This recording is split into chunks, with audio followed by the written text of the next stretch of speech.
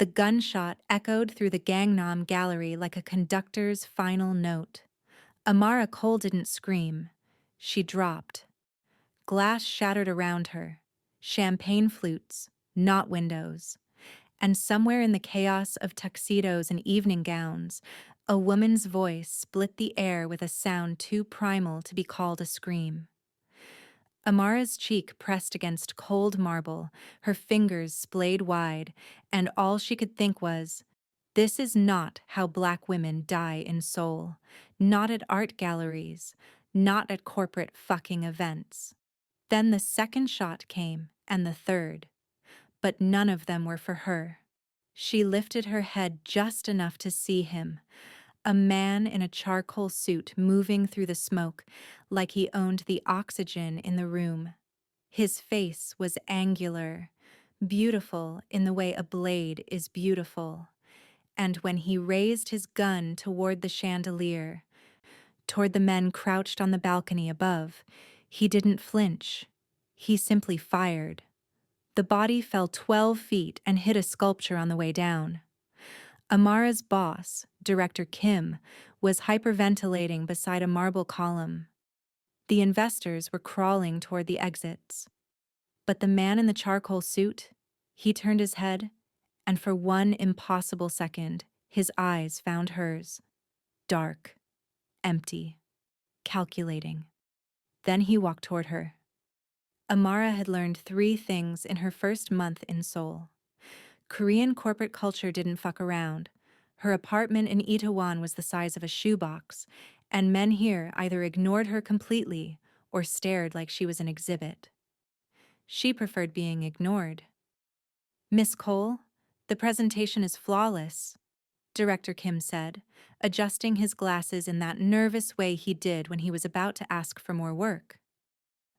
But I need you to attend the charity gala tomorrow night. Several investors will be there. Your presence would be strategic. Translation: we need our diversity hire to smile and make us look progressive. Amara kept her face neutral. I'm a data analyst, Director Kim, not a showpiece. Of course, of course. He smiled that smile men gave when they'd already decided.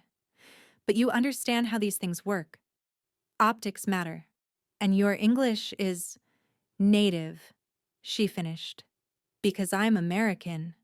He laughed like she'd made a joke. She went home that night, poured herself a whiskey she couldn't afford, and stared out at the Seoul skyline, a forest of glass and neon that never slept, never stopped, never gave a damn if you belonged or not. Her phone buzzed, a text from her mother in Atlanta. Baby, you safe over there? Amara typed back. Always. Lies were easier than explaining that safe was relative when you were a Black woman navigating a world that looked at you like an anomaly. The gallery was all white marble and pretension. Amara wore a black dress that cost a week's salary and smiled at men whose names she immediately forgot. She nursed champagne and made small talk about market trends, wondering how much longer before she could disappear into a cab. Then she saw him. Not the man in the charcoal suit, not yet. This was someone else.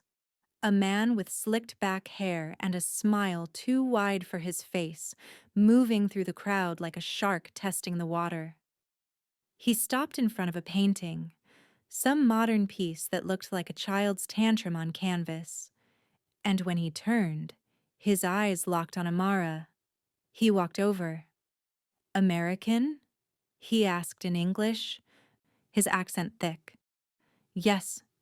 Beautiful. His smile widened. Like art. She'd heard worse. Thank you. You work for Kim's company? Red flag. She didn't know this man, and he knew too much. I should get back to my colleagues. His hand caught her wrist. Not rough, just firm enough to stop her. Stay, he said. Talk. Amara looked down at his hand, then up at his face. Her voice dropped to ice. Let go. For a second she thought he might. Then his grip tightened, and his smile turned sharp. American women think they can. The gunshot cut him off. Kang Joon-ho didn't attend charity galas. He owned the men who did. But tonight, one of those men had broken protocol. Park Min-woo, mid-level enforcer in the Jade Serpent crew, stupid enough to think he could operate in Gangnam without permission, had decided to make a scene at an event funded by one of Joon-ho's shell corporations. That was mistake number one. Touching a woman in public, creating a witness situation, that was mistake number two. Joon-ho had given the order from his car, handle it quietly, but his second-in-command, Shin, had called back 30 seconds later. Boss, Park has a crew in the rafters. They're armed. So Joon-ho walked in himself. He moved through the gallery like smoke, invisible until he wanted to be seen. His men had already secured the exits. The civilians didn't know they were trapped yet. They still thought this was a charity event. He found Park by the Rothko painting, hand on a woman's wrist. Joon-ho raised his gun and fired into the ceiling. The room exploded into chaos. Park's men opened fire from the balcony, suppressive, panicked, amateur. Joon-ho's crew returned shots with precision. One of Park's men tried to run and took a bullet to the knee. Another lunged for a hostage and got a knife to the ribs from Shin. And through it all, Joon-ho watched the woman. She hadn't screamed, hadn't frozen. She dropped to the ground with the instinct of someone who understood survival, and now she was low, calculating, looking for an exit. Smart. He moved toward her, stepping over broken glass and a man bleeding out from a neck wound. When he reached her, he crouched, and she flinched. Just barely. "Stay down," he said in English. His voice was quiet, almost gentle. "Don't move until I tell you." Her eyes, dark brown, sharp, searched his face. "Who the hell are you?" He almost smiled. Almost. "Someone who just saved your life." Then he stood, turned toward Park, who was now on his knees, hands raised, and put a bullet between his eyes. The police arrived 20 minutes later. By then, Joon-ho was gone. So were his men. So were the bodies. What remained? Shattered glass, a traumatized crowd, and a very specific security camera malfunction that erased the last 40 minutes of footage. Amara sat in a police station until 3 a.m., answering questions she didn't have answers to. "Did you know the deceased?" "No." "Did you see who fired the first shot?" "No." "Why were you on the floor?" "Survival instinct." The detective, a tired-looking man named Inspector Han, studied her with the expression of someone who'd seen too many lies. "Miss Cole, you're not in trouble, but if you know something—" "I don't." She met his eyes. "I was in the wrong place at the wrong time." He let her go at dawn. She took a cab back to Itaewon, climbed 4 flights of stairs to her apartment and locked every lock on her door. Then she sat on the floor, back against the wall, and let herself shake. Someone who just saved your life. She replayed his face in her mind, the way he moved, the way he'd looked at her. Not like she was a woman, not like she was foreign, but like she was a problem he was deciding how to solve. Her phone buzzed. Unknown number. She stared at it for 10 seconds before answering. "Hello?" Silence. Then, "You're safe." That voice. Quiet. Controlled. Her pulse spiked. "Who is this?" "The man who told you to stay down." A pause. "You listened. That was smart." "How did you get my number?" "I own half of Seoul, Miss Cole. Getting a phone number is not difficult." She should hang up. She should block the number and call Inspector Han. Instead, she heard herself ask, "What do you want?" "To make sure you understand something. His tone didn't change, but the weight behind it did. What you saw tonight, forget it. The man who touched you is gone. The men who fired weapons are gone. You go back to your job, your life, and you never speak about this again. And if I don't? Then you become a problem I have to solve. The line went dead. Amara sat in the dark, her phone still pressed to her ear, and realized something terrifying. She wasn't afraid of him. She was curious. Kang Jun-ho didn't think about the American woman for 3 days. He had more pressing issues. The jade serpents were fractured after Park's death, which meant territorial disputes, which meant bodies turning up in Han River. His legitimate businesses needed attention. The gallery shooting had drawn police scrutiny, and several shell companies required restructuring. And then there was the matter of the Russian shipment stuck in Busan, which his contact claimed was due to customs issues. But Jun-ho knew was code for someone skimming. He handled it all with the efficiency of a man who'd built an empire on calculated violence and strategic silence. But on the 4th day, Shin walked into his office and said, "We have a problem." Jun-ho looked up from the contract he was reviewing. "Specify." "The American, Amara Cole. She's been asking questions." Jun-ho set down his pen. "What kind of questions?" "About the gallery. About Park. She went to a journalist. Freelancer. No major connections. But still." Shin pulled up a photo on his tablet. "They met at a cafe in Hongdae yesterday." Jun-ho studied the image. Amara sitting across from a young man with a notebook, her expression serious, guarded. She was wearing jeans and a leather jacket, her hair pulled back, and even in the grainy surveillance photo, she looked like someone who didn't bend easily. "Does she know what she's walking into?" Jun-ho asked. "Unknown. The journalist specializes in organized crime, but he's small-time. Publishes online. No real reach." "Yet." Shin nodded. "Orders?" Jun-ho considered. He could handle this the way he handled all loose ends, quickly, quietly, permanently. But something about the woman's face in that photo stopped him. Not guilt. Jun-ho didn't do guilt, but interest. She was either very brave or very stupid. He wanted to know which. "Bring her to me," he said. Amara was walking home from the subway when the car pulled up beside her. Black sedan, tinted windows. The kind of vehicle that appeared in movies right before someone got kidnapped. She kept walking. The back door opened and a man stepped out.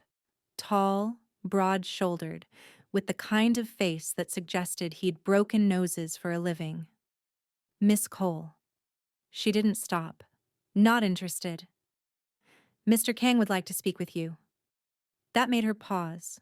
She turned, met the man's eyes. "Who?" "Get in the car, and you'll find out. Or I could scream, and that crowd of students behind you will call the police." The man, Shin, though she didn't know that yet, smiled slightly. "You could, but we both know you're too smart for that." He was right, and she hated it. She got in the car.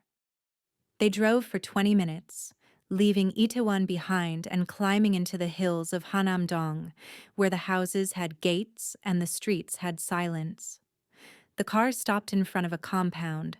Modern architecture, all glass and steel and money.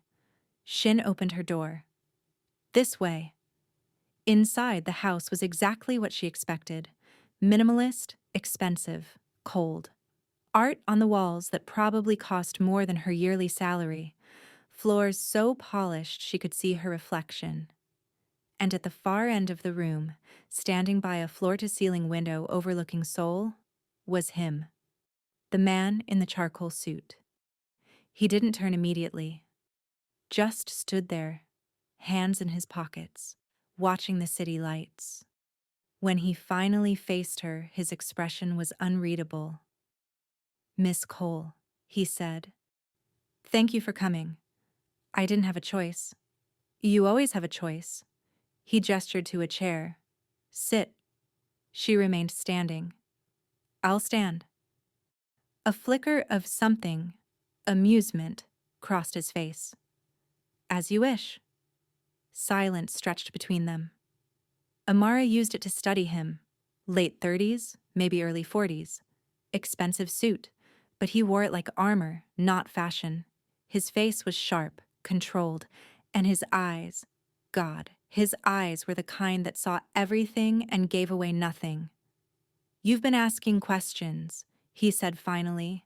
"I was at a crime scene. I'm allowed to have questions." "You're allowed to forget." He took a step closer, and she forced herself not to step back. "That's what I told you on the phone. You told me a lot of things. You didn't tell me your name." "Kang Jun-ho." The name landed like a stone in water. She'd heard it before. Whispers at the office, a news article about a businessman with alleged underworld ties, the ghost of Seoul. Her stomach tightened. "You're a criminal." "I'm a businessman." "You killed a man." "I removed a threat." His voice remained calm, clinical. "That man would have hurt you, Miss Cole, possibly worse. I prevented that." "By shooting him in the head." "Yes." No apology, no justification, just fact. Amara crossed her arms. "And now you've brought me here to what? Threaten me? Kill me if I talk?" "If I wanted you dead, you'd already be dead." He said it so casually, it took her a second to process. "I brought you here to understand you." "Understand me?" "You saw violence, trauma, death, and instead of running, you started investigating." "Why?" She didn't answer immediately. Couldn't.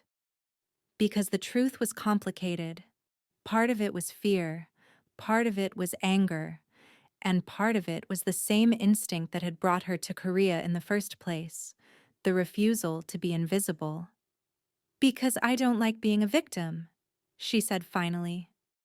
Junho studied her for a long moment. Then he nodded, as if she'd confirmed something. "You're not a victim, Miss Cole, but you are in danger." "From you?" "From the people who want to know why I intervened that night." He moved to a bar cart, poured 2 glasses of whiskey, offered her one. "The jade serpents are fractured, but they're not gone. And now there are questions about why I personally handled Park Min-woo, questions about you." Amara took the glass but didn't drink. "So this is my fault?" "This is reality." He sipped his whiskey, eyes never leaving hers. "You have 2 options.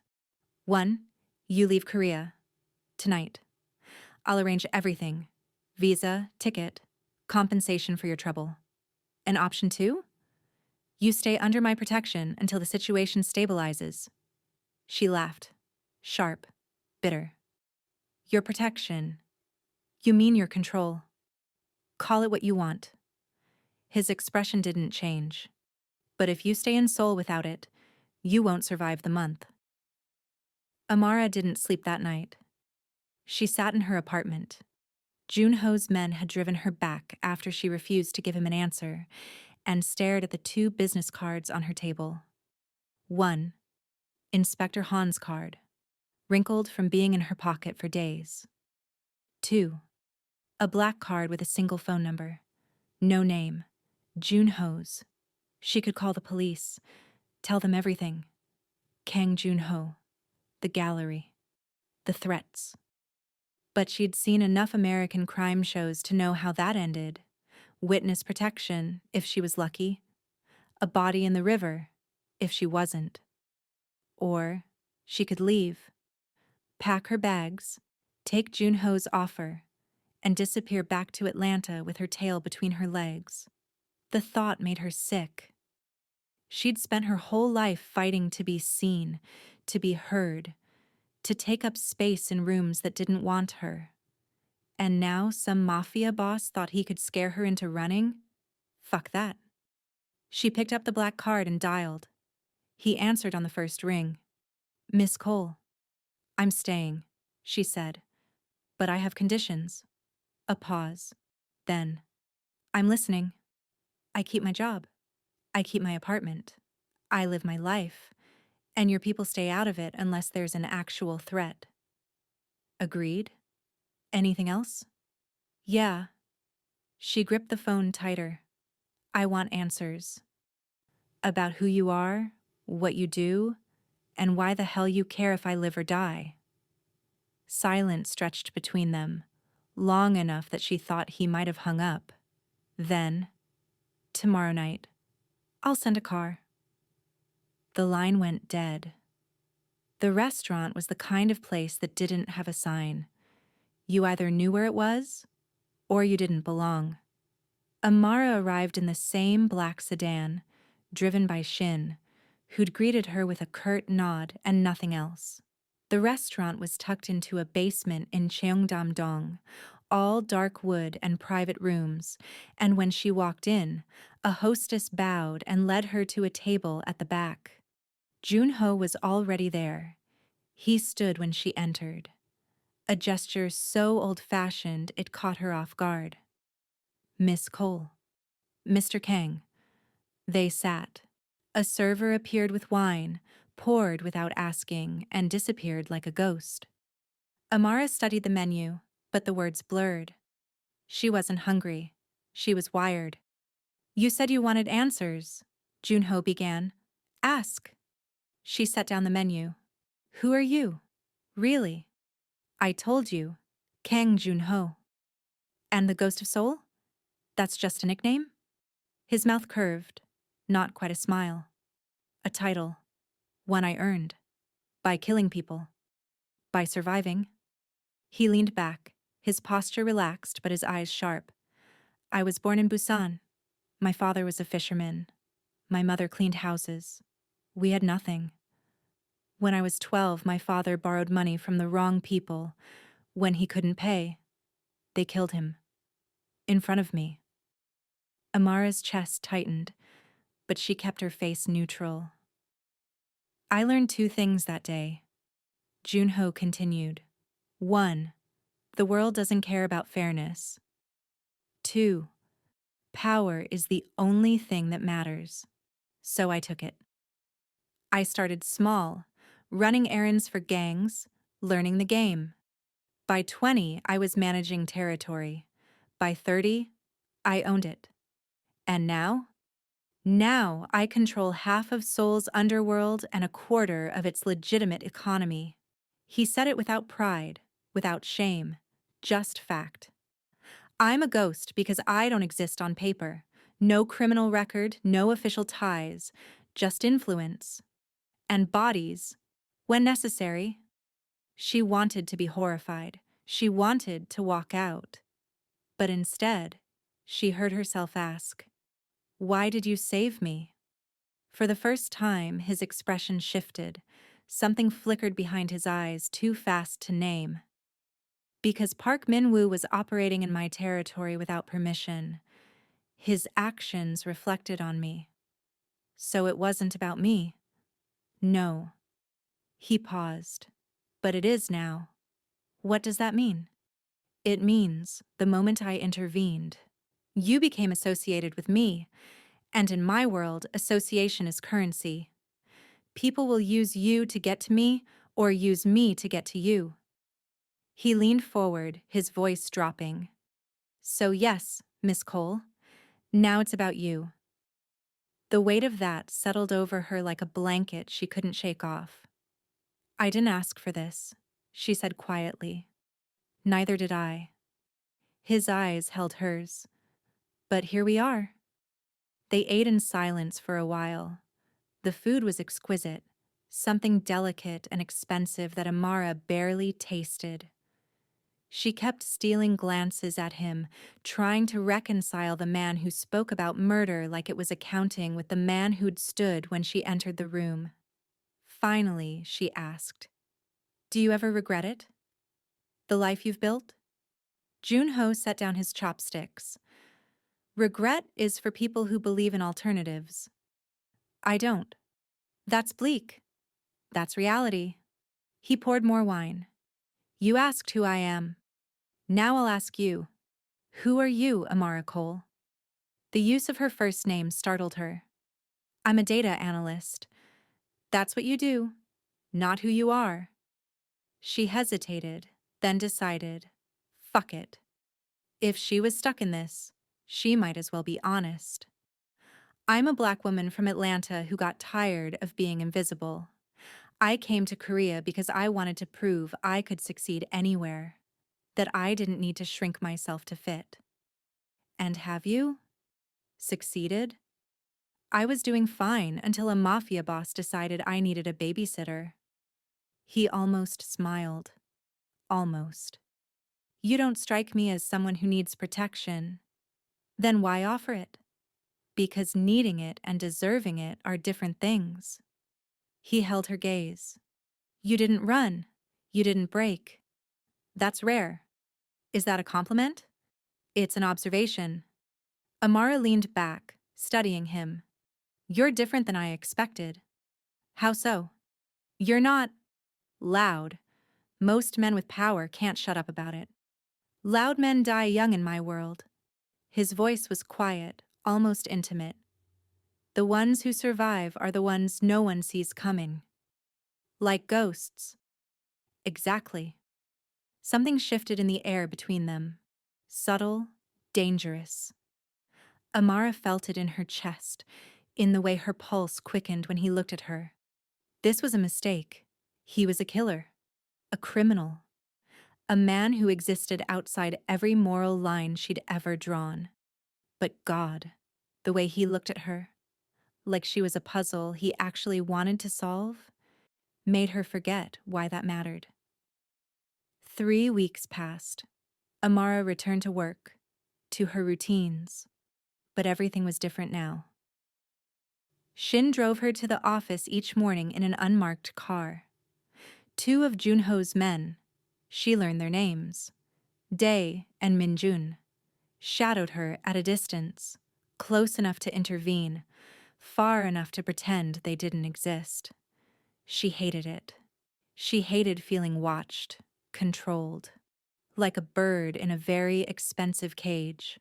But she also couldn't deny the strange comfort of it. No one bothered her anymore. The men who used to stare on the subway looked away. The co-workers who'd whispered about her sudden involvement in a gallery incident stopped asking questions.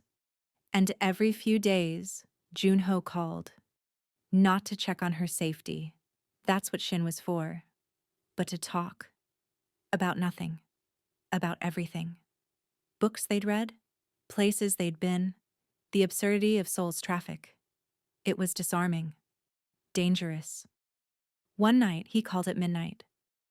Did I wake you? He asked. No. She was lying in bed, staring at the ceiling.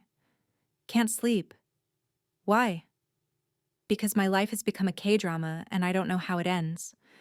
A low sound, almost a laugh. You're assuming it ends well. Doesn't it always? The hero sacrifices himself. The girl cries. Everyone learns a lesson. That's fiction, Amara. Her name again, soft in his accent. Real life doesn't come with redemption arcs. So what does it come with? Choices, consequences, survival. She rolled onto her side, phone pressed to her ear. Is that what you tell yourself? To justify the things you've done? A pause. Then, I don't justify anything. I accept it. That's not the same as being okay with it. No, he admitted. It's not. Silence settled between them, not uncomfortable, but heavy with things unsaid. Junho? She whispered. Yes. Why do you call me? Another pause, longer this time. Because you're the only person in my life who doesn't want something from me. Her chest ached. That's not true. I want answers. I want freedom. But you don't want my money, my power, My protection. His voice was quiet, almost vulnerable. You just want to understand me. That's rare. She didn't know what to say to that, so she said nothing, and they stayed on the line until she fell asleep, phone still against her ear. The first time Junho touched her was an accident. They were in his car. He'd insisted on driving her home himself after a dinner meeting ran late. And when they stopped at a red light, his hand brushed hers on the center console. The contact lasted half a second. It felt like lightning. They both pulled back, and neither acknowledged it. But Amara felt the heat of it long after he'd dropped her off. Long after she'd locked her door and tried to convince herself it meant nothing. The second time wasn't an accident. A rival gang, the Crimson Tigers, Shin explained, had made a move on one of Junho's warehouses. Amara wasn't supposed to know about it, but she overheard Shin on the phone, heard the tension in his voice. When Junho returned to his compound that night, she was waiting. He walked in, blood on his knuckles, his expression carved from stone. "You shouldn't be here," he said. "Are you hurt?" "No." She crossed the room before she could stop herself, took his hand, and examined the damage. Bruised knuckles, a split across 2 fingers. Nothing serious. But when she looked up, he was staring at her. Not at his hand. At her. "Amara," he said, and his voice was rough, low. "You need to leave." "Why?" "Because if you stay, I'm going to do something I can't take back." Her pulse hammered. She should leave. She should run. But instead, she stepped closer. "What if I don't want you to take it back?" His control cracked. He kissed her like a man starving, hard, desperate, all the restraint he'd shown for weeks dissolving in an instant. His hands cupped her face and she gripped his jacket, pulling him closer, closer, until there was no space left between them. When they finally broke apart, both breathless, he pressed his forehead to hers. "This is a mistake," he whispered. "I know. You should hate me. I know. But you don't."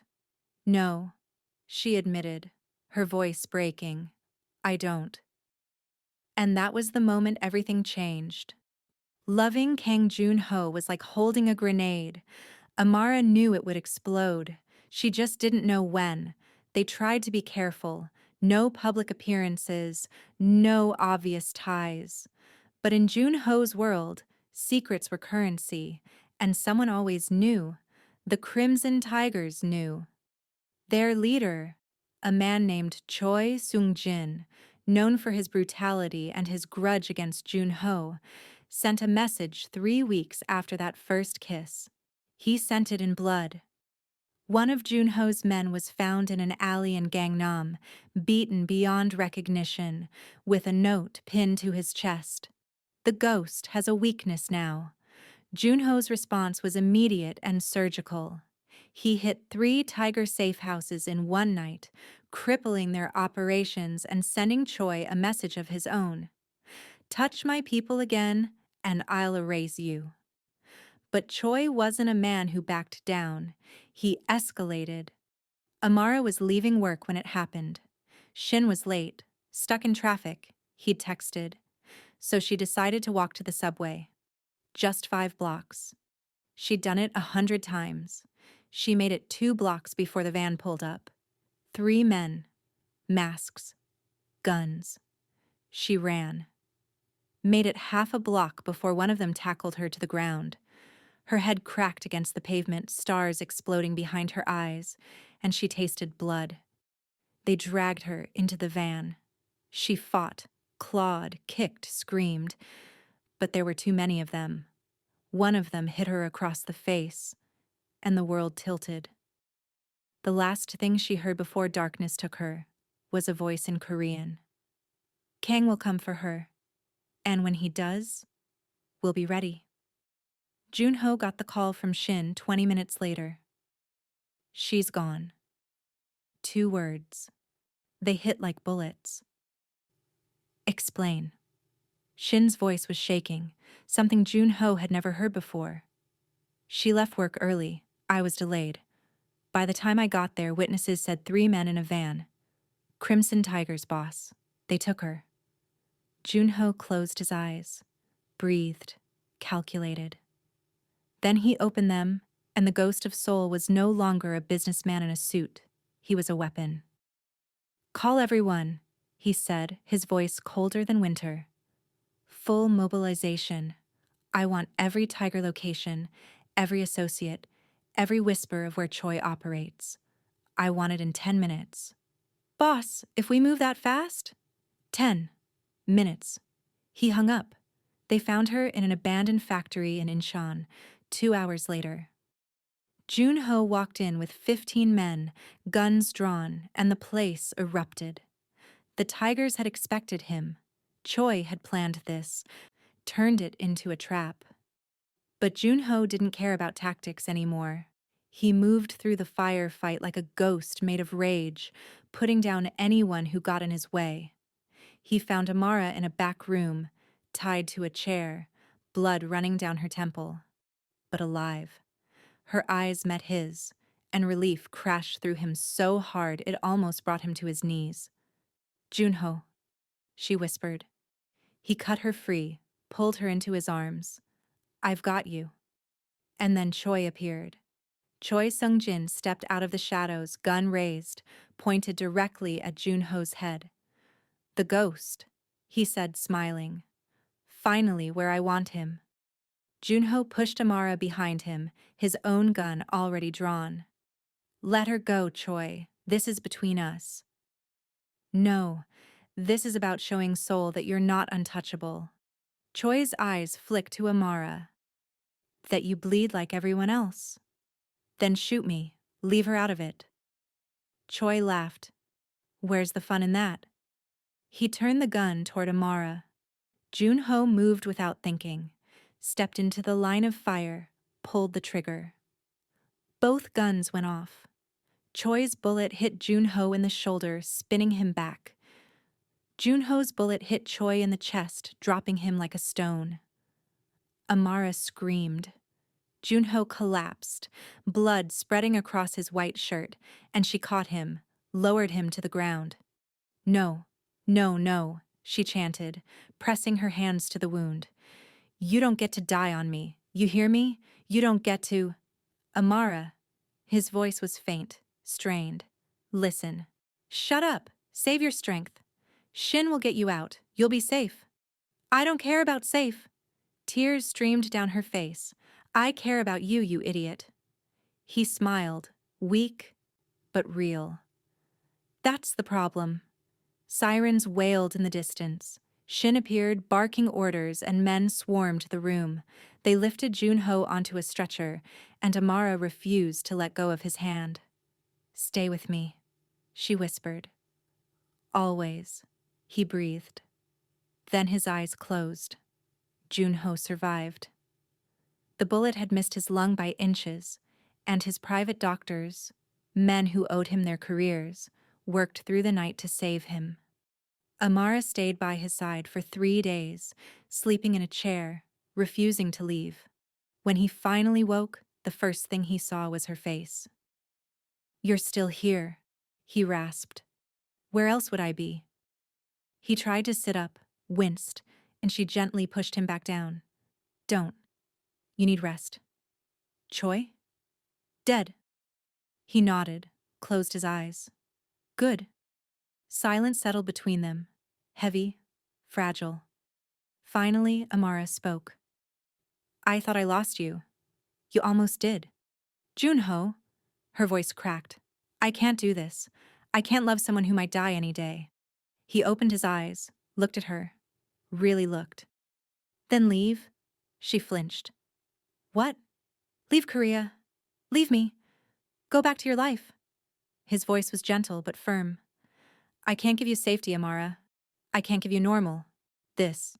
Us. It's a death sentence. Tears spilled down her cheeks. Is that what you want? No. The word was raw, broken. But it's what you deserve. She stood, paced the room, arms wrapped around herself. He watched her, memorizing every detail, the way her shoulders shook, the way she bit her lip to keep from sobbing. Finally, she turned to face him. "I love you," she said. "God help me. I love you. And I'm not leaving." His chest ached. "Amara, no. You don't get to decide this for me." She crossed back to him, took his hand. "I'm choosing this. I'm choosing you, knowing full well it might destroy me. It will. Then let it." She kissed his knuckles, his palm, his wrist. "Because one day with you is worth a lifetime of safe." And in that moment, Kang Joon-ho, the ghost of Seoul, the man who'd never let anyone close, broke. He pulled her down, kissed her like she was oxygen, and whispered against her lips, "Then stay, for as long as we have." 6 months later, Seoul was still bleeding. The Crimson Tigers were gone, but new threats always emerged. Joon-ho moved through his empire with the same calculated precision, always 3 steps ahead, always untouchable. Except he wasn't. Not anymore. Because Amara Cole, smart, stubborn, beautiful Amara, had carved a space in his chest that no amount of control could close. She kept her job, kept her apartment. But most nights, she ended up at his compound, curled against him as the city lights flickered below. They didn't talk about the future. In their world, the future was a luxury. But they had now. They had this. One night, as they lay tangled together, she asked, "Do you think we'll survive this?" Joon-ho stroked her hair, his voice quiet in the dark. "I don't know. Honest. Always." She smiled against his chest. "Good." And as Seoul hummed below them, violent, beautiful, unforgiving, they held each other tighter, 2 ghosts trying to prove they were still alive. Because love in the underworld wasn't a fairy tale. It was a war. And they were fighting it together.